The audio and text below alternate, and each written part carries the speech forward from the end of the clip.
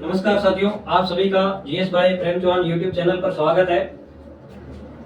आज हम एक सरकार के द्वारा घोषणा की गई है अभी जो हमारे सीएम है भजन लाल जी शर्मा, उनके द्वारा उनका 6 महीने का कार्यकाल पूरा होने पर उन्होंने एक महिलाओं के लिए बहुत ही बड़ी घोषणा की है।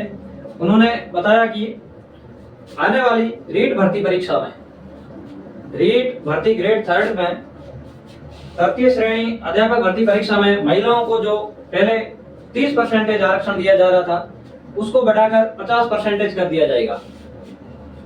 रीट ग्रेड 3 में महिलाओं को 50% आरक्षण देने की जैसे ही घोषणा हुई, पुरुष समाज में दुख की लहर दौड़ने लगी। यह फैसला सरकार ने महिला सशक्तिकरण, वुमेन एम्पावरमेंट को बढ़ावा देने के लिए किया गया है। यह पार्टी जिस टाइम चुनाव लड़ा था, उस टाइम ही इन्होंने जो घोषणा पत्र जारी किया था, उसमें भी इस बात का उल्लेख किया गया था कि हम महिलाओं को आरक्षण को बढ़ावा देंगे। उसके बाद में जो हमारे शिक्षा मंत्री है मदन दिलावर, उनके द्वारा हाल ही में एक इंटरव्यू के दौरान बात की गई थी कि जो शिक्षक भर्ती परीक्षा है, शिक्षा मंत्री है मदन दिलावर, उन्होंने कहा कि हम रीट की जो भर्ती परीक्षा की प्रक्रिया है उसको भी सरल बनाएंगे। हो सकता है कि पहले की तरह इसमें एक ही पेपर हो। महिलाओं को 50% आरक्षण महिला सशक्तिकरण को बढ़ावा देने के लिए दिया गया है। इस घोषणा के साथ ही अब जो पुरुष है उनको और अधिक मेहनत करने की जरूरत है कि अगर उनको सिलेक्शन लेना है तो उन्हें और अधिक मेहनत करनी पड़ेगी। इससे पहले जो 30% आरक्षण दिया जा रहा था, यह आरक्षण अभी तक लागू नहीं हुआ है। पंचायती राज अधिनियम है, उसके अंदर संशोधन किया जाएगा। संशोधन करने के बाद में यह अभी पहले जो विधानसभा में जो सत्र स्टार्ट होगा, उस सत्र में बिल पेश किया जाएगा। विधेयक के ऊपर विधानसभा में चर्चा होगी और वहां से पारित कर दिया जाएगा। बीजेपी अभी बहुमत में, उन्हें पारित करने में ज्यादा प्रॉब्लम नहीं होगी और राज्यपाल महोदय के सिग्नेचर के बाद में यह एक्ट बन जाएगा और अगली जो आगामी आने वाली भर्ती है उसमें लागू हो जाएगा। इससे पहले जो पंचायती राज है, पंचायती राज में भी महिलाओं को आरक्षण की व्यवस्था की गई है। पहले जिस टाइम जो पंचायती राज एक्ट बना था 1994 में, उस टाइम महिलाओं को आरक्षण देने की बात की गई थी और 33% आरक्षण दिया गया था। और 2008 में जो हमारे सीएम थे वसुंधरा राजे,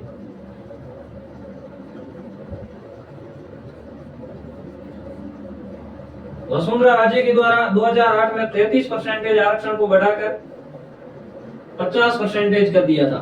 पंचायती राज के चुनाव में महिलाओं की भागीदारी बढ़ाने के लिए इन्होंने ये घोषणा की थी। और अभी राजस्थान में पंचायती राज के चुनावों में, स्थानीय निकाय के चुनाव में महिलाओं को 50% आरक्षण मिल रहा है।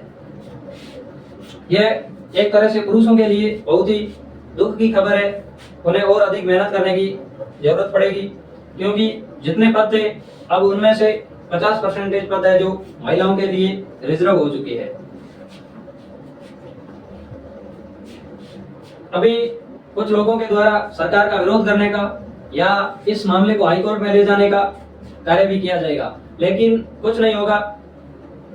जहां तक मुझे लगता है कि सरकार बहुमत में है, वो इस बिल को लागू कर देगी और महिलाओं को आरक्षण मिलेगा।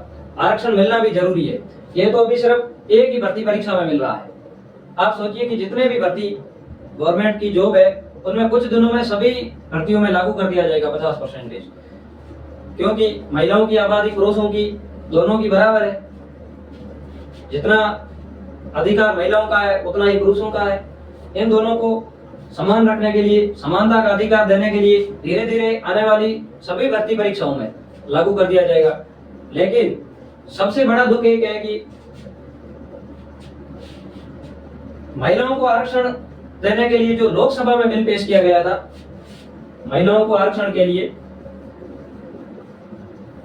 और 1996 में सबसे पहली बार, अब तक लगभग 4 प्रधानमंत्री और उनके द्वारा काफी बार कोशिश करने के बाद भी महिलाओं के लिए जो संसद में आरक्षण या विधानसभाओं में, राज्य विधानमंडल में आरक्षण के लिए जो बिल अभी तक पास नहीं हो पाया था। अभी 2023 में मोदी गवर्नमेंट के द्वारा बिल को पास करने के लिए मंजूरी दे दी गई थी।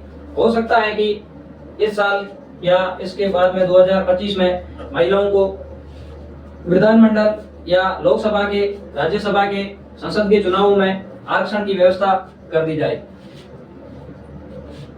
अभी पुरुष समाज को और अधिक मेहनत करने की जरूरत है। आप सभी अभी से लग जाइए पढ़ाई करने के लिए। यह आपके लिए बुरी खबर हो सकती है, लेकिन महिलाओं के लिए बहुत ही अच्छी खबर है, होना भी चाहिए, क्योंकि उन्हें भी समानता का अधिकार है।